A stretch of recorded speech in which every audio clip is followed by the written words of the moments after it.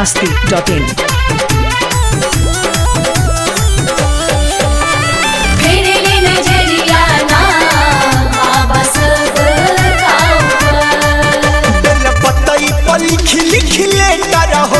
हरारू लोग पाई गइल बेटा पतई पर लिख लेता रहो मैं हरारू लोग पाई गइल बेटा